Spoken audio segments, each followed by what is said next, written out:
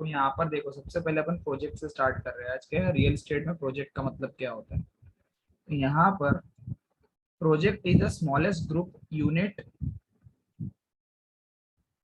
Plot saleable space which are linked to a common set of amenities.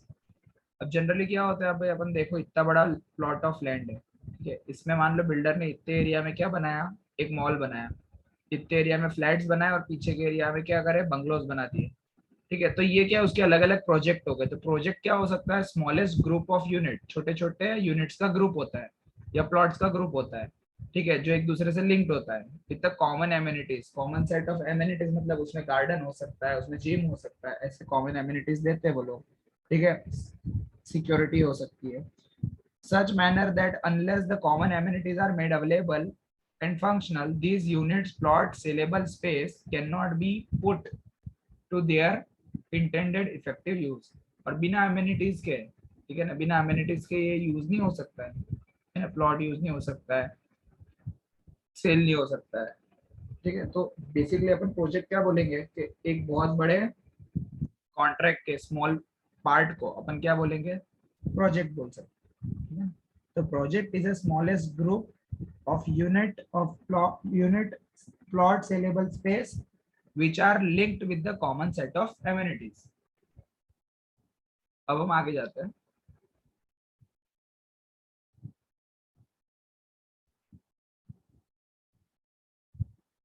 A large venture can be split into the smallest project।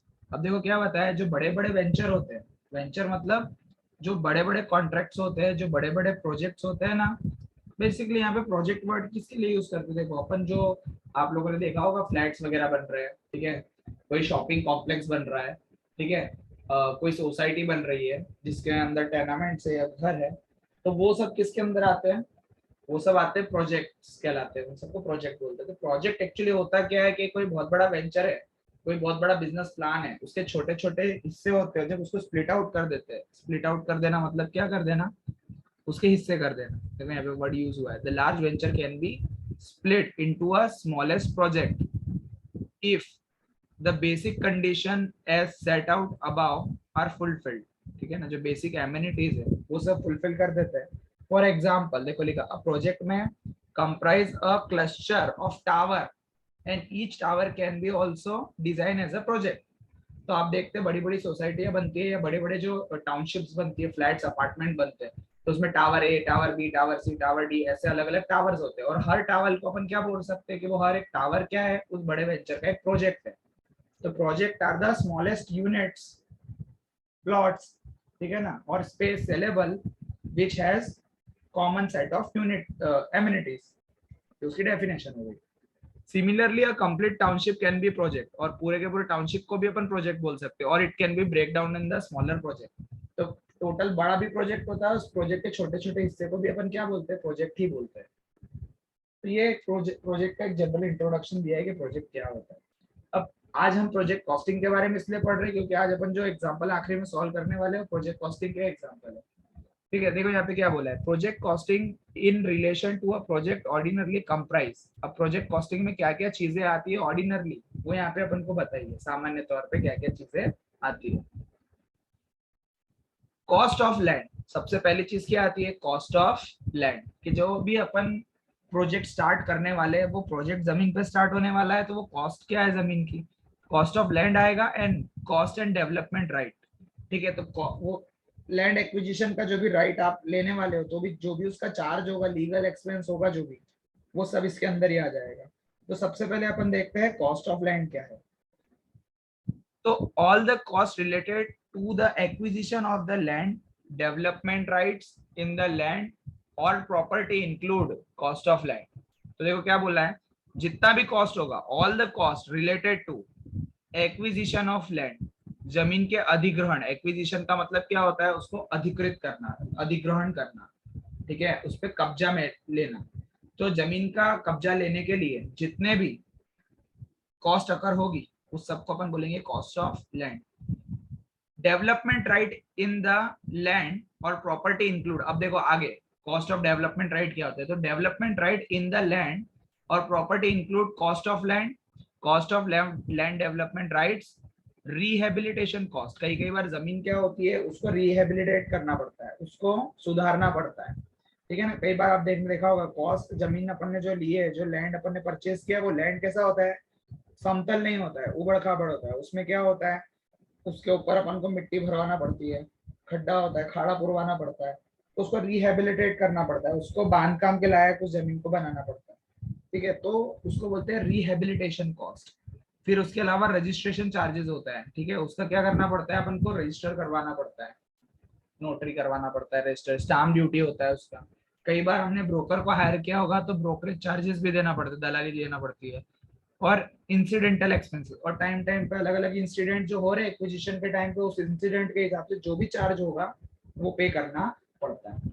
तो यहाँ पर जितना भी आपको सिर्फ इतना इन शॉर्ट में इतना याद रखना है कि लैंड को एक्विजिशन करने में जितना भी कॉस्ट अकर होगा, उसके राइट एक्विजिशन करने में जितना भी कॉस्ट अकर होगा, चाहे वो फिर पेपर वर्क हो, लीगल वर्क हो, ठीक है, कोई भी इंसिडेंटल चार्जेस हो, रिहेबिलिटेशन चार्ज हो और कॉस्ट ऑफ लैंड हो, वो सबका टोटल आ जाएगा कॉस्ट ऑफ लैंड, ठीक है।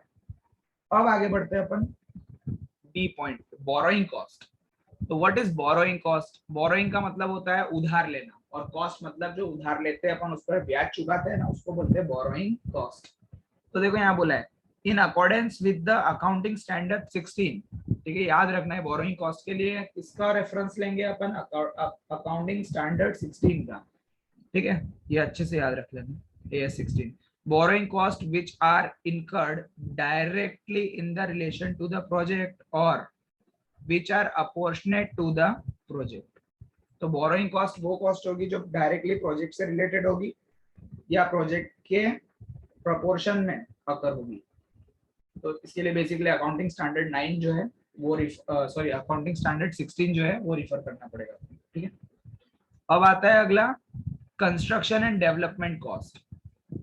This would include costs that related directly to the specific project। अब याद रखना ये कंस्ट्रक्शन एंड डेवलपमेंट कॉस्ट क्या होता है, ये स्पेसिफिकली रिलेटेड होता है प्रोजेक्ट से, and cost that may B attribute to the project activity in general can be allocated to the project। तो जो भी जनरल प्रोजेक्ट एक्सपेंसेस है और जो भी स्पेसिफिक प्रोजेक्ट एक्सपेंसेस है या स्पेसिफिक प्रोजेक्ट कॉस्ट है या जो जनरल प्रोजेक्ट कॉस्ट है, उन सब का टोटल किसमें होता है, कंस्ट्रक्शन एंड डेवलपमेंट कॉस्ट में। अभी जनरली क्या होता है, बिल्डिंग का आपने लैंड एक्विजिशन कर लिया, ठीक है, तो लैंड कॉस्ट ऑफ लैंड आ गया, बोरोइंग कॉस्ट हो गई। अब उस पर जितना भी कंस्ट्रक्शन होगा बनेगा, चाहे आप उस पर फ्लैट्स बना बना के बेच रहे हो, शॉप्स बना बना के बेच रहे हो, तो वो सब किस में जाएगा, कंस्ट्रक्शन और डेवलपमेंट, उसकी कॉस्ट कहलाएगी कंस्ट्रक्शन एंड डेवलपमेंट कॉस्ट। अब आता है नेक्स्ट, और वो दो टाइप का होता है ना, जनरल और स्पेसिफिक कंस्ट्रक्शन। अब आता है construction cost and development cost that related directly to the specific project include. अब देखो कंस्ट्रक्शन कॉस्ट और डेवलपमेंट कॉस्ट में जो भी स्पेसिफिक प्रोजेक्ट से रिलेटेड होता है ना, उसमें क्या क्या इंक्लूड होता है, स्पेसिफिक प्रोजेक्ट समझो, as per requirement of the buyer, buyer की रिक्वायरमेंट पे जो आप स्पेसिफिक प्रोजेक्ट हायर करते हो, बनाते हो, ठीक है, उसमें आता है देखो land conversion cost, betterment charges, municipal sanitation fees, gutter के लिए जो लाइन डालते हो उसका charge, and other charges for obtaining building permissions, घर बांधने के लिए या बांधकाम के लिए जो भी परमिशन लेना पड़ती है वो सारा कॉस्ट इसमें ऐड होता है स्पेसिफिक प्रोजेक्ट कॉस्ट में। अगला आता है side labour cost including site supervision, cost of material used in the construction and development of property, ठीक है ना, जो भी मटेरियल यूज्ड होगा कंस्ट्रक्शन में उसका cost, depreciation of plant and equipment used for the project, project बनाने में जो भी मशीन, जो भी बताओ सीमेंट मिक्सर वगैरह आता है या जो भी दूसरे मशीनरीज आती है, टूल्स आते हैं, उनका डेप्रिसिएशन चार्ज करेंगे प्रोजेक्ट कॉस्ट के अंदर में। उसके बाद cost of moving plant equipment and material from other side, दूसरे प्रोजेक्ट साइड से जो अपने यहाँ लाके अपन ने प्लांट यूज किए हैं, मूवेबल प्लांट, ठीक है ना, उनका भी यहाँ पे क्या यूज करेंगे, उसका भी कॉस्ट यहाँ पे कैलकुलेट करेंगे प्रोजेक्ट कॉस्ट में। अगला है cost of hiring plant and equipment, cost of designing and technical assistance that directly related to the project, estimate the cost of the rectification and guarantee work, ठीक है ना, तो ये एस्टिमेशन कॉस्ट होती है, ठीक है, जो गारंटी वर्क के लिए होती है, और including the expected warranty cost, ठीक है ना। कई बार क्या होता है अपन बिल्डर लोग क्या है, पर्टिकुलर चीज के बारे में गारंटी देते हैं या वारंटी देते हैं, तो उसका एक एस्टिमेट कॉस्ट देते हैं कि भाई अपन ने गारंटी तो दे दी है, अपन ने वारंटी तो दे दी कि भाई अगर ये बोले बोले अनुसार काम नहीं हुआ या बोले गए टाइम में काम नहीं हुआ तो इतना आप लोगों को रिफंड या जो भी सुधार काम या जो भी करके देंगे। तो जो भी वारंटी गारंटी दी है उसका एक एक्सपेक्टेड कॉस्ट भी लेके चलना पड़ता है। फिर आता है claims for the third party. कई बार क्या होता है ऐसे प्रोजेक्ट्स के अंदर थर्ड पार्टी क्लेम करती है, तो उनके क्लेम सेटल करने का जितना भी कॉस्ट होता है वो भी यहाँ पे कैलकुलेट होगा कंस्ट्रक्शन और डेवलपमेंट कॉस्ट में। तो ये जो कंस्ट्रक्शन एंड डेवलपमेंट कॉस्ट है उसके अंदर ये 9 टाइप की जो कॉस्ट है वो ऐड होती है। अब आता है the following cost should not be considered as a part of construction and development cost. Construction और डेवलपमेंट कॉस्ट में इतनी चीजें आती है, तो ये जो नीचे अभी अपन पढ़ने वाले हैं ना वो नेक्स्ट उतनी चीजें नहीं आती, ठीक है ना। Should not be considered as a part of construction and development. सबसे पहला है जनरल एडमिनिस्ट्रेशन कॉस्ट। जो जनरल एडमिनिस्ट्रेशन कॉस्ट होता है ना प्रोजेक्ट का, वो प्रोजेक्ट कॉस्ट का पार्ट नहीं है।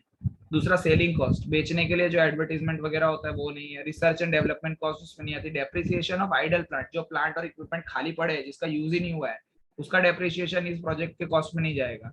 Cost of unconsumed and unutilized material delivered at the site, ऐसा मटेरियल जो साइट पे यूज ही ना हुआ हो, साइट पे पड़ा हुआ है, उसका कॉस्ट भी यहाँ पे यूज नहीं होगा, यहाँ पे इंक्लूड नहीं होगा। उसके बाद आता है payment made to the sub contractor in advance for work perform. कभी कभी सब कॉन्ट्रैक्टर से भी काम करवाते हैं प्रोजेक्ट के अंदर मेन कॉन्ट्रैक्टर, तो उनको एडवांस में जो भी दिया है वो यहाँ पे कैलकुलेट नहीं करेंगे। और इसके ऊपर से तो एमसीक्यू आएगा ही आएगा, याद रखना। ये payment made to the sub contractor in the advance work should be perform is recorded in which cost, तो नन ऑफ द अबव आएगा ना, कोई भी टाइप की कॉस्ट में इंक्लूड नहीं है। स्पेशली याद रखना कॉस्ट ऑफ लैंड में तो आएगा ही नहीं, ठीक है ना। अपन ने ऊपर सबसे पहले वही देखा था ना, कॉस्ट ऑफ लैंड उसमें नहीं आएगा। दूसरा प्रोजेक्ट के जो कंस्ट्रक्शन एंड डेवलपमेंट कॉस्ट है उसमें भी नहीं आएगा ये, ठीक है ना। Cost that may be attributable to the project activity in the general and can be allocated to the specific project include, ठीक है ना। अब इसमें देखते हैं कौन कौन सी चीजें। देखो बोला है स्पेसिफिक वाली तो ऊपर देख ली, अब जनरल वाली देख रहे हैं। जनरल में क्या क्या आता है, तो जनरल में देखो सबसे पहली आइटम आती है इंश्योरेंस। जनरल आइटम की सबसे पहले जनरल कॉस्ट के अंदर सबसे पहली आइटम है इंश्योरेंस। उसके बाद cost of design and technical assistance that is not directly related to specific project. जो कॉस्ट ऑफ डिजाइन और टेक्निकल असिस्टेंस का चार्ज है जो स्पेसिफिक प्रोजेक्ट से रिलेटेड नहीं है वो किस में जाएगा, जनरल में। कंस्ट्रक्शन और डेवलपमेंट ओवरहेड, कंस्ट्रक्शन और डेवलपमेंट के जो भी ओवरहेड्स है, ठीक है, वो सब किस में जाएंगे, जनरल कॉस्ट में, जनरल प्रोजेक्ट के कॉस्ट में। उसके बाद बोरोइंग कॉस्ट वो जाएगी जनरल प्रोजेक्ट के या जनरल कॉस्ट में, ठीक है। तो ये आपको याद रखना है तीन चीजें, सब सारी चार चीजें। सबसे पहले इंश्योरेंस, ठीक है, और जो डायरेक्टली रिलेटेड नहीं, इनडायरेक्ट स्पेसिफिक प्रोजेक्ट कॉस्ट है वो। उसके बाद ओवरहेड, डेवलपमेंट ओवरहेड्स, और लास्ट में बोरोइंग कॉस्ट, ठीक है। Such costs are allocated using method are systematic and rational and are applied consistently to all the cost having similar characteristics। अब यहाँ पर क्या बोला, देखो कुछ कॉस्ट, ये जितनी भी कॉस्ट है ना इनमें बहुत सारी तो क्या सिमिलर कैरेक्टरिस्टिक्स की है, लेकिन फिर भी हमको हमारे रैशनल जजमेंट से और सिस्टमेटिक मेथड से इसको एलोकेट करना पड़ता है इनके हेड्स में। The allocation is based on the normal level project activity. और एलोकेशन जो भी हम कर रहे हैं वो किसके बेसिस पे कर रहे हैं, नॉर्मल लेवल प्रोजेक्ट एक्टिविटी के। कि यहाँ पे प्रोजेक्ट के दो पार्ट कर दिए, स्पेसिफिक प्रोजेक्ट, स्पेशल प्रोजेक्ट, और दूसरा जनरल प्रोजेक्ट। तो कुछ चीजें स्पेसिफिक प्रोजेक्ट के कॉस्ट में आएगी और कुछ जनरल प्रोजेक्ट के कॉस्ट में जाएगी। Construction overhead include cost such as preparation and processing of the construction personal payroll. अब देखो एक लास्ट चीज है, ये वाला आपको अच्छे से याद रख लेना, ठीक है, कि कंस्ट्रक्शन ओवरहेड में क्या क्या आएगा। क्योंकि कंस्ट्रक्शन ओवरहेड जो है ना वो जनरल प्रोजेक्ट के कंस्ट्रक्शन कॉस्ट में जाएगा।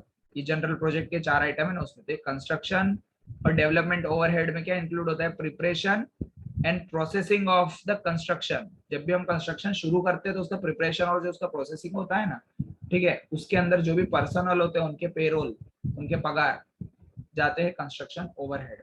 ठीक है, तो यहाँ तक हो गया ये प्रोजेक्ट और प्रोजेक्ट कॉस्ट। प्रोजेक्ट कॉस्ट कितने टाइप की है, तो यहाँ पीछे अपन ने देखा प्रोजेक्ट कॉस्ट के टाइप। देखो एक बार वापस से देख लो ये।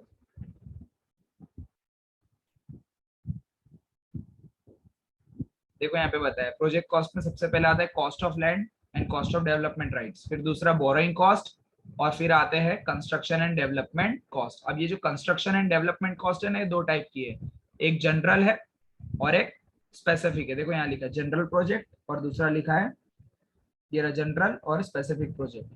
तो स्पेसिफिक में ये सारी आइटम आती है, 9 आइटम है, ठीक है ना, और जो नहीं आती वो उसके नीचे लिखी हुई थी।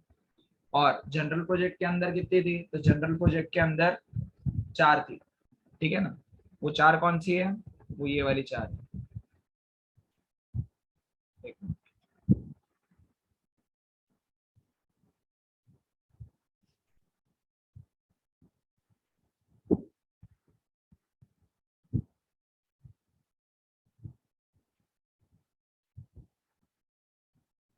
ये 4 है, insurance, cost of design and technical assistance but not directly related to the specific project। जो specific project से related नहीं है ना, ऐसे सारे डिजाइन और टेक्निकल कॉस्ट। उसके बाद कंस्ट्रक्शन ऑफ डेवलपमेंट ओवरहेड और लास्ट में बोरोइंग कॉस्ट। बोरोइंग कॉस्ट का मीनिंग पीछे था, और ये कंस्ट्रक्शन एंड डेवलपमेंट ओवरहेड का यहाँ पे मैंने एक्सप्लेन कर दिया था अभी लास्ट में, ठीक है। अब आता है प्रोजेक्ट रेवेन्यू, ठीक है। तो प्रोजेक्ट रेवेन्यू का जो पोर्शन है वो हम लोग कल डिस्कस करेंगे क्योंकि वो छोटा सा है, ठीक है। अब हम प्रोजेक्ट कॉस्ट के ऊपर कुछ क्वेश्चन आंसर्स हैं उसको सॉल्व करेंगे। मेनली एक ही क्वेश्चन है पर एक उसके जैसा दूसरा भी है, ठीक है, वो आप करोगे होमवर्क में, और एक सिर्फ हम लोग कर लेंगे। स्किप कर देता है उसको थोड़ा आगे। ये रहा क्वेश्चन नंबर 3, ठीक है ना।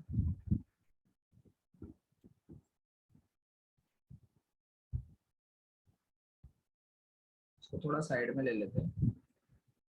चलो क्वेश्चन क्या है सबसे पहले वो देखेंगे। और real estate developer follow the revenue recognition policy, ठीक है। तो एक रियल एस्टेट डेवलपर है, वो कौन सी पॉलिसी यूज कर रहा है, रेवेन्यू रिकॉग्निशन पॉलिसी।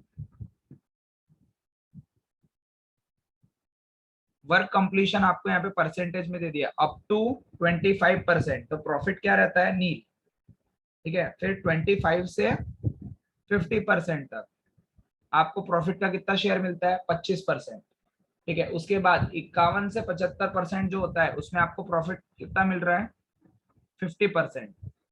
उसके बाद अगर हम आगे जाते हैं 76 से 90%, ठीक है, तो उसमें कितना प्रॉफिट शेयर दिखा रहा है, 75%, ठीक है।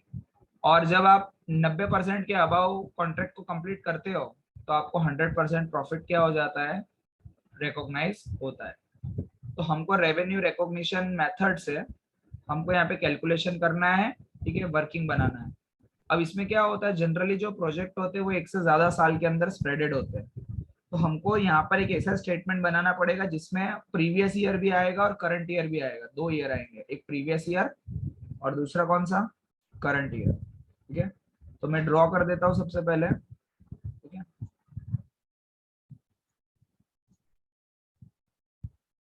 साइड पे मेरे पास जो जगह है उसमें मैं इसको ड्रॉ कर देता हूँ।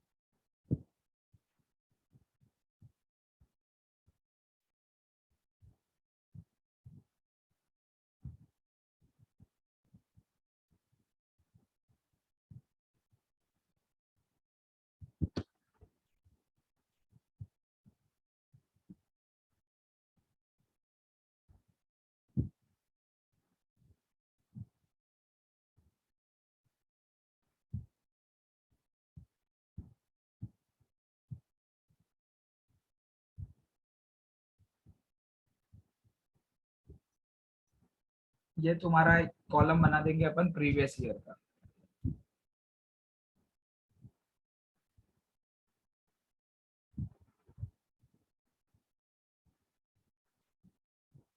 ठीक है, ये वाला तुम्हारा है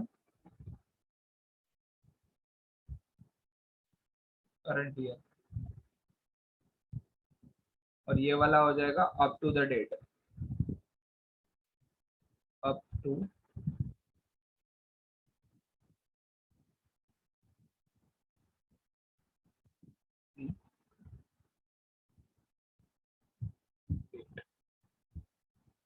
हाल की तारीख तक।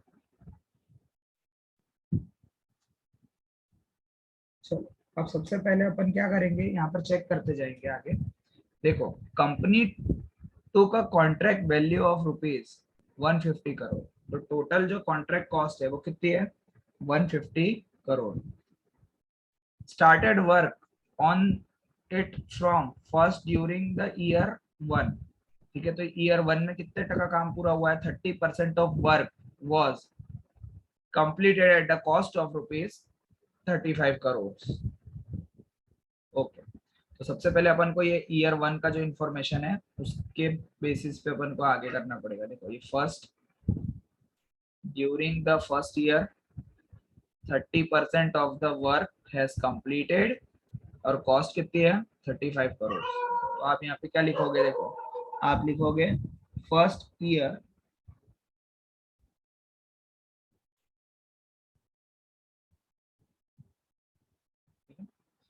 फर्स्ट ईयर में क्या क्या हुआ है,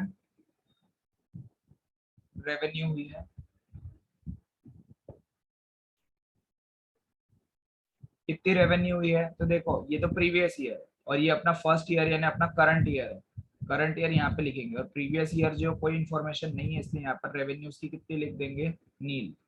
ठीक है, अब यहाँ पर हम लिखेंगे करंट ईयर की रेवेन्यू कितनी है, तो प्रोजेक्ट कितना था, आपका प्रोजेक्ट है 150 करोड़ का।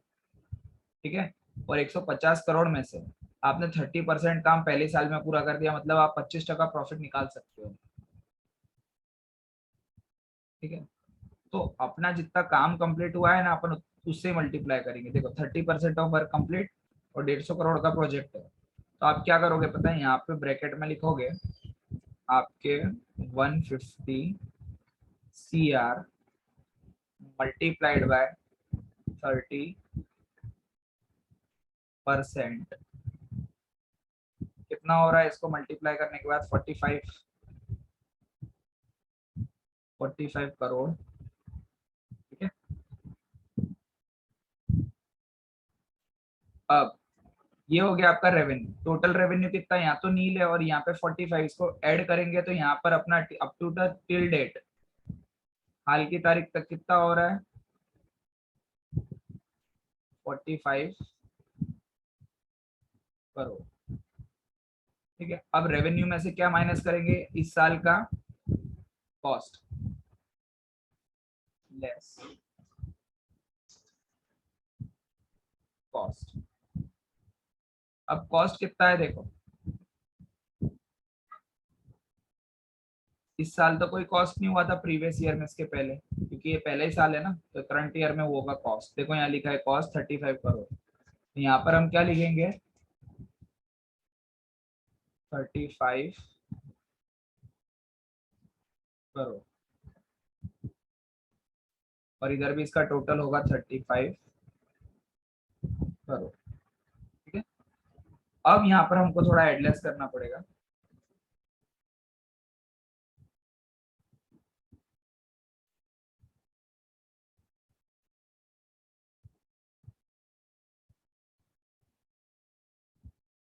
पहला साल पूरा हो गया है प्रोजेक्ट का। ठीक है, यहाँ पर नीली आने वाला है। ठीक है, यहाँ पे आपका निकलने वाला है प्रॉफिट। ठीक है, इसको माइनस करना है इसलिए कपड़े पे ना देते हैं ब्रैकेट, जो भी नेगेटिव सम होती है अकाउंटिंग में वो माइनस से, ब्रैकेट से माइनस होती है। ठीक है, माइनस करने पे यहाँ पर 10 करोड़ रुपया प्रॉफिट आपका शो कर रहा है।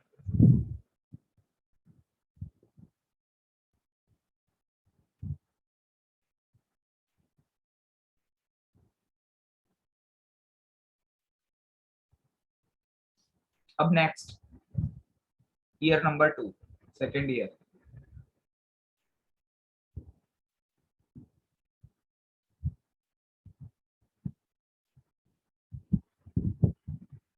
रेवेन्यू निकालेंगे इसकी।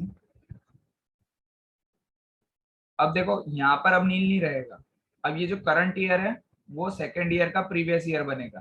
ठीक है, तो ये वाला अमाउंट हम यहाँ पे ले आएंगे। ठीक है, तो कितना आ रहा है, इसको कैरी फॉरवर्ड करेंगे तो यहाँ पे आएगा 45 करोड़, यहाँ पे इसके नीचे आएगा 35 करोड़। ठीक है, लेस करेंगे तो कितना करोड़, 10 करोड़। ठीक है, अब सेकेंड ईयर की इंफॉर्मेशन देखते हैं क्या लिखा है सेकेंड ईयर। सेकेंड देखो लिखा, during the second year 40% of other 40% of work is completed, cost is 48 crore. तो अब क्या करेंगे अपन, अपने टोटल प्रोजेक्ट कॉस्ट जो है 150 करोड़, उसका मल्टीप्लाई करेंगे 40 से, 40%। तो यहाँ पे आप ब्रैकेट में लिखोगे 150 crore multiplied by 40% of work completion. आपको आपका रेवेन्यू मिल जाएगा। ठीक है, मल्टीप्लाई करेंगे तो कितना आ रहा है रेवेन्यू, करो 60 करोड़, 60 करोड़। और कॉस्ट कितने करोड़ ये खाली 48 करोड़, तो यहाँ पे लिखेंगे 48 करोड़। डिफरेंस कितना आ रहा है 12। अब क्या करेंगे, यहाँ पे प्रॉफिट फाइंड करेंगे।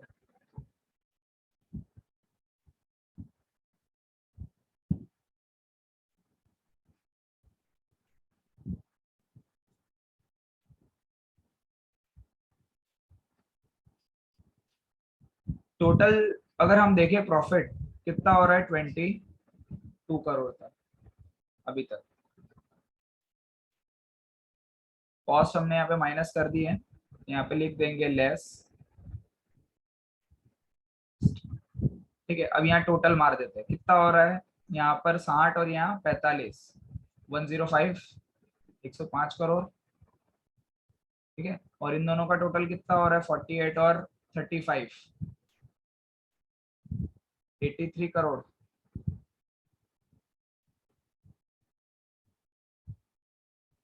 यहाँ लिखेंगे ब्रैकेट में 83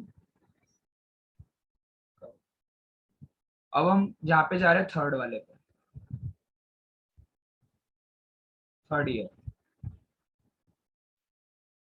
थर्ड ईयर में क्या सिचुएशन है, रेवेन्यू कितना है अब, तो थर्ड में ऐसा बोला है, थर्ड ईयर आते आते सारा काम पूरा हो गया। देखो लिखा है the company completed the balance work, बचा हुआ सारा काम पूरा हो गया। बैलेंस कितना वर्क था, पहले साल 30% करा, दूसरे साल 40%, तो इस साल कितना बचा था 30 और 40, 70% तो हो गया था, तो इस साल 30% बचा, क्योंकि टोटल वर्क तो 100% होता है। तो इस साल कितने परसेंट बचा हुआ वर्क था, 30% काम बचा था, वो भी पूरा कर दिया। तो 150 करोड़ का मल्टीप्लाई करोगे 30 से, तो 150 करोड़ मल्टीप्लाइड बाय 30, तो 45 करोड़ आया ये रेवेन्यू। और ये प्रीवियस वाली जो है ना वो अब इस साल आ जाएगी, प्रीवियस ईयर का इस साल आ जाएगा। तो यहाँ पर आप लिखोगे 105 करोड़। ठीक है, अब यहाँ पर माइनस करेंगे अपन कॉस्ट, माइनस कॉस्ट। तो देखो इसकी कॉस्ट 83 थी, तो यहाँ पे लिखना पड़ेगा 83 करोड़। और बैलेंस प्रॉफिट कितना था अपना 22 करोड़। ये माइनस करिए कॉस्ट, तो यहाँ पे माइनस। अब यहाँ पर भी ऐसे माइनस करेंगे, देखो यहाँ पे लिखा 40 करोड़ रुपीज, बचा हुआ काम करने में 40 करोड़ रुपीज गए हैं, तो यहाँ पे लिखा मैंने 40 करोड़। तो कितना आया आंसर 5 करोड़।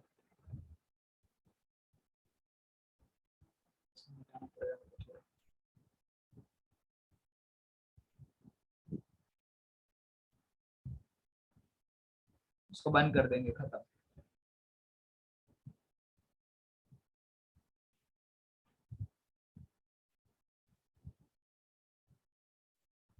तो जो अपन को क्वेश्चन में बोला था उस तरीके से अपन ने रेवेन्यू रिकॉग्निशन पॉलिसी से अपन ने क्या किया, प्रॉफिट एंड लॉस अकाउंट में कितना अमाउंट जाएगा 3 इयर्स का, वो फाइंड कर लिया।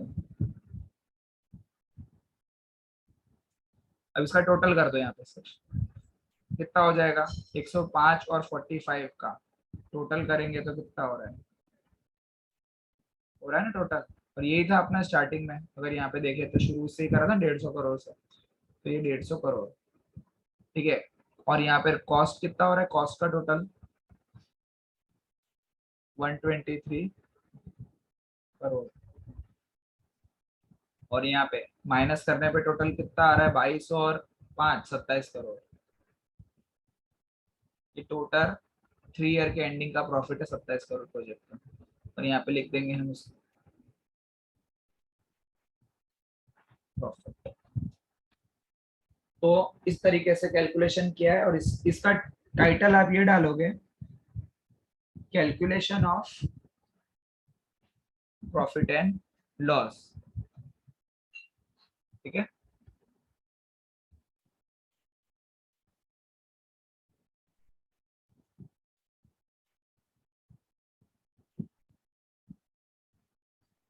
Calculation of profit and loss, और पॉलिसी का नाम भी लिख देना, revenue recognition policy, R R, यार पेन क्यों नहीं चल रहा है, R R P, revenue recognition policy यहाँ पे लिखा है देखो, ठीक है। अब जैसे ये क्वेश्चन अपन ने सॉल्व किया है, सेम ऐसे ही आप लोगों को क्या करना है, क्वेश्चन नंबर 4 करना है, ठीक है। तो आ जाएगा क्वेश्चन नंबर 4। अब यहाँ पर सबसे बड़ा क्वेश्चन ये है सर, कि हम क्वेश्चन तो कर लेंगे, लेकिन इस क्वेश्चन में कॉस्ट दी हुई है, ठीक है। यहाँ पर ये भी दे दिया है कि टोटल कॉन्ट्रैक्ट कॉस्ट कितनी है, कॉन्ट्रैक्ट की वैल्यू कितनी दे दी है, ठीक है। पर कैसे पता चलेगा कि कितना क्या क्या लेना है, प्रॉफिट कितना हुआ है, रेवेन्यू कितनी है, ठीक है। तो ट्राई करना ही है एक बार, नहीं आएगा तो फिर करेंगे अपन।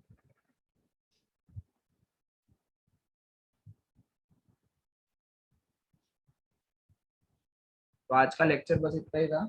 अब कल बचे हुए सारे प्रैक्टिकल सवाल खत्म कर देंगे, 2-3 सवाल है खाली, और कुछ नहीं है ज्यादा, तो यूनिट 2 खत्म हो जाएगा, फिर एमसीक्यू स्टार्ट करेंगे। चलो बाय।